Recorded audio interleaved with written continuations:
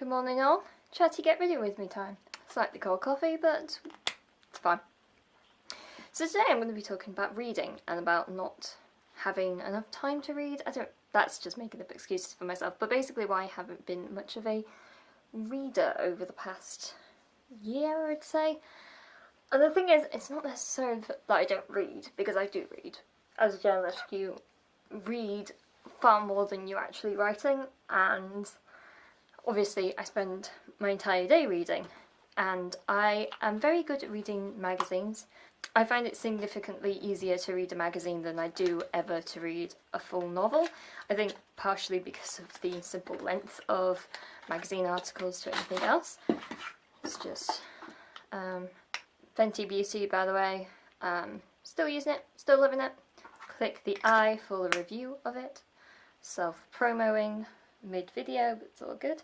When I first moved to London, I did have the greatest intentions of reading on the tube and reading just more in general. And let's just talk about the tube for one. So most people read on the tube, but you'll be surprised how many people actually read books, because it is so difficult to read on the tube. I feel like it's very difficult to get immersed into a story when you know you're probably going to get like whacked by somebody's bag, and it's just going to kind of take you out of the experience. I was trying to think back of like how I used to read as a kid, and it was I was never like a big bed reader. Like, I know a lot of people like read before bed, and I don't really like doing that. But it literally used to be like quiet time on the sofa. It never was anything else, and I think I just need to get back into the habit of doing that and actually make time for it. But the other problem is with busy London life is the fact that you don't necessarily want to make time for just reading. You want to be doing other things. There's not necessarily anything bad about that. It's just that when you're in a city that is so big and so varied, you kind of just want to do different things. And also doing things like doing YouTube and having a full-time job and stuff, you sometimes don't prioritise it because you want to be working. And especially when it's like YouTube and blog work, at the moment I'm kind of trying to focus on that a lot. If I do have an evening spare, I would do YouTube work rather than do some reading. But doing both sometimes isn't great, and also I spend a lot of time reading and staring at the computer, and I just don't want to read and stare at a piece of paper that closely. I actually, the other day, I realised that because I was proofreading and doing things like that at work, and I was basically spending such a long time staring and reading, that for one, I got a headache very quickly, but also I realised that my eyes were being very tired, and my eyes were feeling dry and irritated. Partially to do with like the temperature in the office, which isn't particularly great for your eyes, but also the fact that basically my eyes were just tired. I'm basically just making up hundreds of excuses of why I'm not reading at the moment. But I'm trying to get better. So my practical steps is to firstly read more novels. My challenge is 30 books this year, which I know seems like a lot, but I will power through it.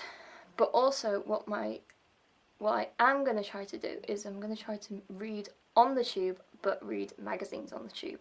So it just becomes slightly more normal, because I do pick up Shortlist, Stylist, Time Out, that kind of thing. And then obviously like the Evening Standard and Metro, if I can ever be bothered. These are all like free things that you can get at tube stations, by the way. Those people who don't live in London, you can basically just pick up the newspaper and it's free, and they hand it out. And there's also 4 or 5 so freemium magazines that come out every week that are again handed out at tube stations. But also do things like read other magazines. I feel like I haven't bought some of my favourite magazines in a while, and obviously I always buy Marie Claire wherever they are down here, because I have best part of 8 years collection of it, and I normally buy Cosmopolitan, and Glamour has now been cut, awkwardly enough. And then there are a few more independent magazines that I want to start getting into and read more regularly.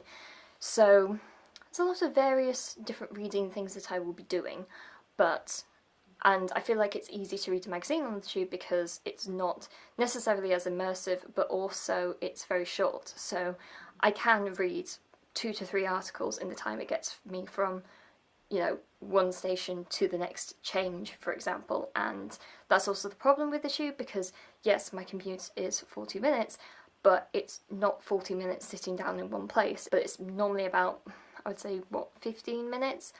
On one tube, you get off, you walk to another tube, and then it's another 10 minutes, that kind of thing, and then obviously I have a walk to the station.